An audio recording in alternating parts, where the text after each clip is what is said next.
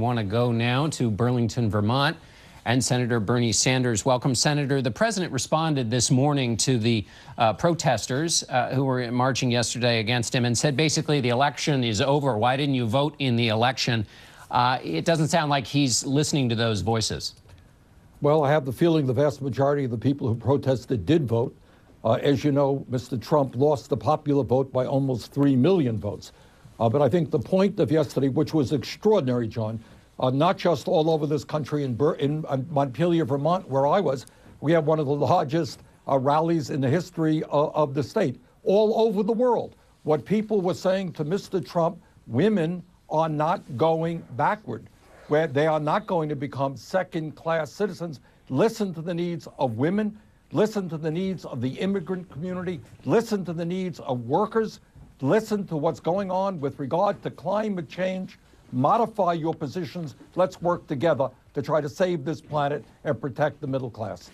I wonder what you made, Senator, of the president's inaugural address. A lot of people I talked to said, you know, there are things in that speech that Bernie Sanders would like. The president's message about sort of punching the establishment in the nose was something that should delight a lot of liberals, too, who are just as fed up with the institutions in Washington. What did you make of it? Well, I found it somewhat amusing that Mr. Trump, President Trump, was punching the establishment.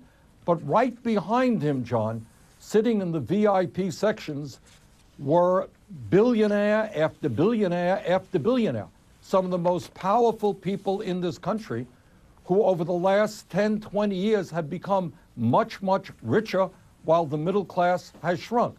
So I find it somewhat amusing that you're attacking the establishment when the establishment is sitting right behind you and when billionaires and large corporations are funding many of your inaugural events.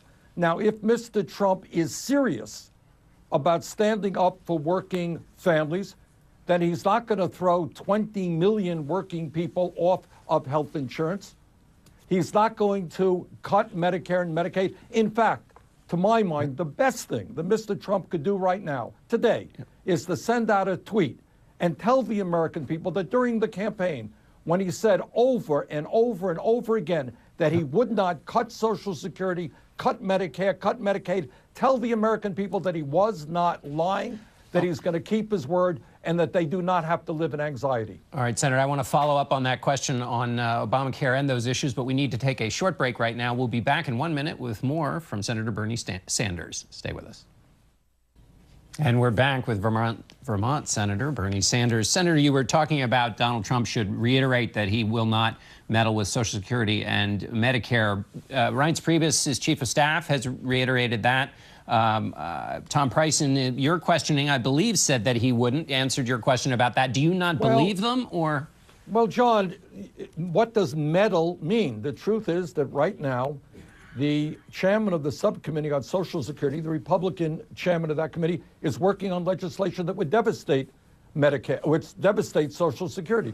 Paul Ryan has for years believed in privatizing Medicare and moving it to a voucher program. They're moving aggressively, Republicans are, to make major cuts in Medicaid.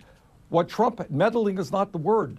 The word we have to hear right now is that he will keep his campaign promise.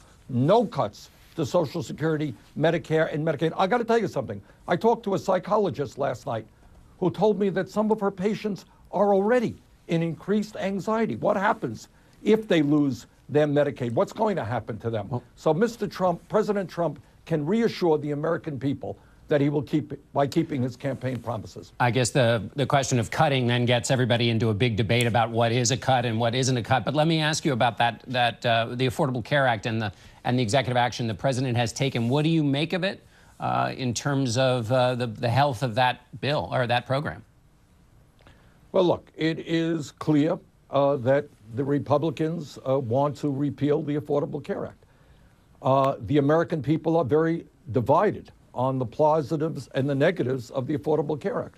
But very few people, John, think that you simply end the Affordable Care Act, you do away with the protection that people have for pre-existing conditions and go back to a time when if somebody has cancer, they could not get health insurance, or you take young people off of their parents' health insurance, or you do away with the caps.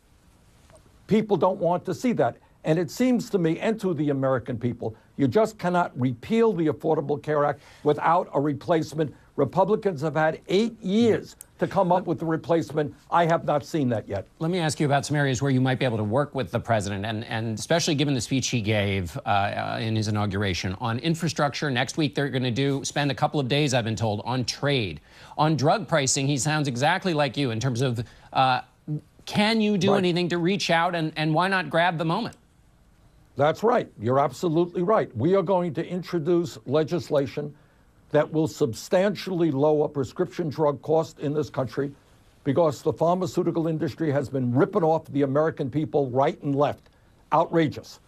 I would hope very much that President Trump will work with us in terms of having Medicare negotiate prices with the drug companies, in terms of allowing Americans and pharmacists to buy lower cost prescription drugs from abroad. If he wants to come on board and work with us, that would be great. In terms of infrastructure, clearly he is right when he says that our infrastructure is crumbling. We can create up to 13 million decent paying jobs by rebuilding our crumbling infrastructure. We're going to have legislation in that will do just that. I hope that he will work with us.